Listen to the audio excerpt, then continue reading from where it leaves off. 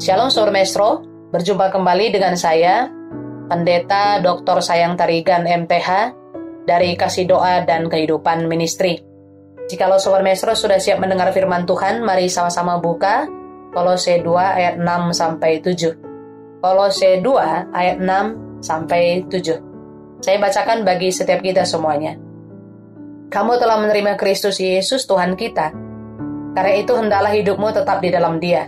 Hendaklah kamu berakar di dalam Dia dan dibangun di atas Dia. Hendaklah kamu bertambah teguh dalam iman, sebagaimana telah diajarkan kepadamu, dan hendaklah hatimu melimpah dengan syukur. Saya bacakan satu kali lagi.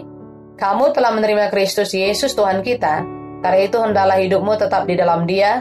Hendaklah kamu berakar di dalam Dia dan dibangun di atas Dia. Hendaklah kamu bertambah teguh dalam iman, sebagaimana telah diajarkan kepadamu, dan hendaklah hatimu melimpah dengan syukur. Demikian firman Tuhan, Sobat Maestro. Tema yang saya bagikan adalah pondasi. Temanya adalah pondasi. Sobat Maestro, ketika kita membangun sebuah rumah, atau ketika seseorang membangun sebuah rumah, atau itu membangun sebuah bangunan yang tinggi, hal yang perlu disikapi adalah pondasinya, kan? Seberapa dalam tanah yang harus digali, lalu bahan-bahan di dalam pondasi tersebut sudah pasti harus bahan yang terbaik. Nggak mungkin bahannya itu yang gampang rusak, tetapi bahan-bahannya itu sudah pasti bahan yang sangat terbaik. Demikian juga dalam kehidupan kita. Kalau kita mau bangun pondasi, maka kita harus pikirkan adalah dasar apa yang harus kita bangun. Pondasinya bagaimana harus kita bangun? Apakah dalam kehidupan kita sehari-hari pondasi yang kita bangun itu sebagai umat percaya kepada Kristus? Apakah pondasinya yang kita bangun adalah berdasarkan uang, berdasarkan pelayanan, berdasarkan jabatan, berdasarkan pujian orang, berdasarkan karunia, berdasarkan pengalaman kita, berdasarkan penglihatan kita, atau berdasarkan kepekaan kita untuk mendengar suara Tuhan katanya, atau berdasarkan apa hari-hari ini kita bangun kehidupan kekristenan kita hari-hari. Mari belajar dari Kolose pasal 2 ayat 6 sampai dengan 7, Sobat Maestro. Rasul Paulus mengingatkan kepada jemaat di Kolose supaya mereka membangun pondasinya itu pondasi yang benar. Pondasi yang benar.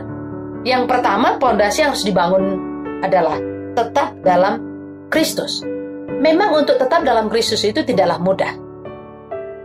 Hukum kasih itu kan, kasihlah Tuhan Allahmu dengan segenap hatimu, dan kasihlah sesama manusia. Mau bagaimana kita mengasihi orang yang melukai kita? Mau bagaimana kita mengasihi orang yang tidak satu frekuensi dengan kita, dengan bahasa sekarang? Mau bagaimana kita mengasihi orang yang melukai kita?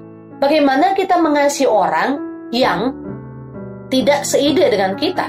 Tentu hal ini sangat sulit buat setiap kita, Sobat Maestro. Tetapi Alkitab mengajarkan kepada kita, sebagai umat percaya kepada Kristus, kita harus bangun pondasi tetap dalam Kristus. Yesus itu mati di kayu salib bukan karena kita baik.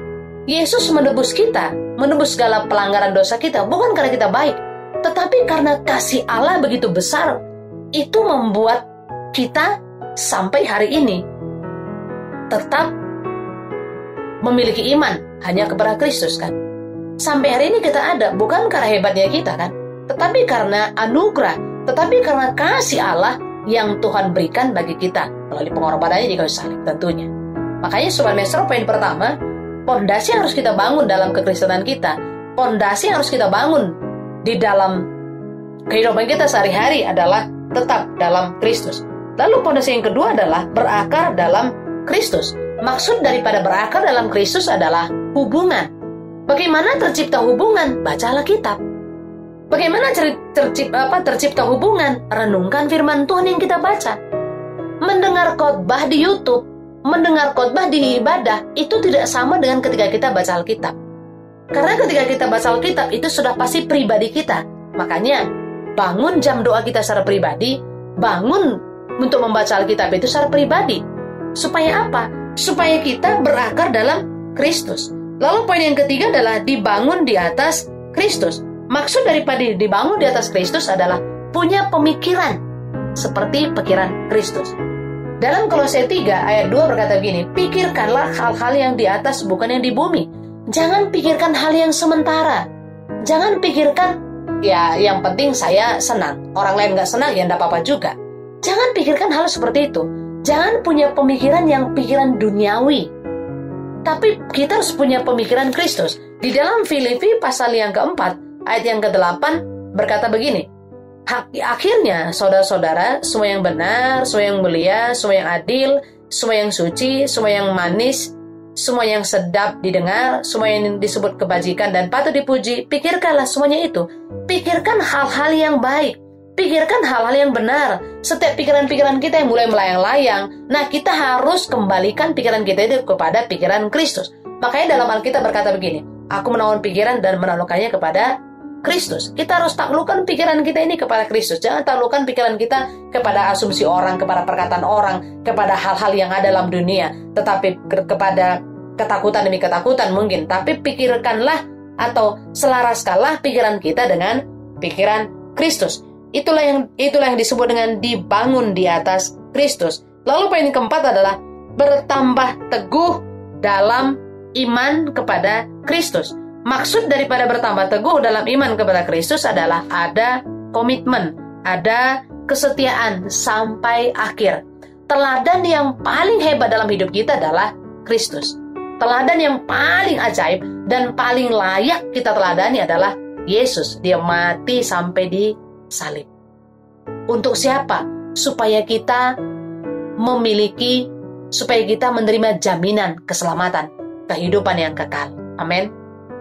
Jadi poin pertama, pondasi yang harus kita bangun adalah tetap dalam Kristus. Yang kedua, berakar dalam Kristus. Yang ketiga, dibangun di atas Kristus. Yang keempat, bertambah teguh dalam iman kepada Kristus. Lalu poin yang terakhir adalah poin kelima adalah hati yang penuh dengan ucapan syukur.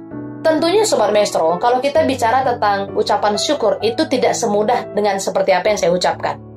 Ketika kita mengalami sebuah persoalan, apakah kita bisa bersyukur? Kita bisa bersyukur. Kenapa? Karena dalam setiap persoalan selalu Tuhan ada dalam kehidupan kita. Makanya di dalam Alkitab berkata, Filipi pasal yang ke-3. Coba-coba ya. Filipi pasal yang ke-4. Maksud saya, Sobat Maestro, ayat 13 berkata begini, segala hal dapat kutanggung di dalam Dia yang memberi kekuatan kepadaku. Artinya gini, segala perkara dapat kutanggung dalam Kristus yang memberi kekuatan kepadaku. Perkara apapun dalam kehidupan kita, Kristus pasti memberikan kekuatan kepada kita. Buktinya sampai hari ini kita masih ada. Itu karena Kristus. Amin. Makanya dalam kehidupan kita, dalam kekristenan kita, sebagai umat percaya kepada Kristus, pondasi yang harus kita bangun adalah yang pertama, tetap dalam Kristus. Kedua, berakar dalam Kristus. Lalu yang ketiga, dibangun di atas Kristus. Yang keempat, bertambah teguh dalam iman. Yang kelima, hati yang penuh dengan ucapan syukur. Ketika kelima poin ini kita kerjakan, maka iman kita semakin hari semakin kuat di dalam Kristus, semakin dalam terhadap Kristus, semakin dalam hanya kepada Kristus. Amin. Saya berdoa, seluruh Sobat Maestro dimanapun berada, firman Tuhan ini menjadi kekuatan bagi setiap kita. Amin. Mari kita berdoa. Kami bersyukur, kami berterima kasih kepada Tuhan. Kami diajari dan kami diingatkan kembali supaya kami memiliki pondasi yang benar, yaitu tetap dalam Kristus, berakar dalam Kristus, dibangun di atas Kristus, bertambah teguh dalam iman kepada Kristus, dan hati yang penuh dengan ucapan syukur. Berkati Sobat Maestro dimanapun mereka berada. Sakit disembuhkan, lemah dikuatkan, dan yang berbeban berat diberikan kelegaan. Mereka yang mulai som-som kuku diberikan lagi roh yang menyala-nyala untuk percaya kepada Kristus Yesus Tuhan.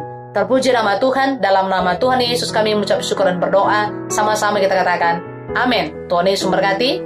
Shalom.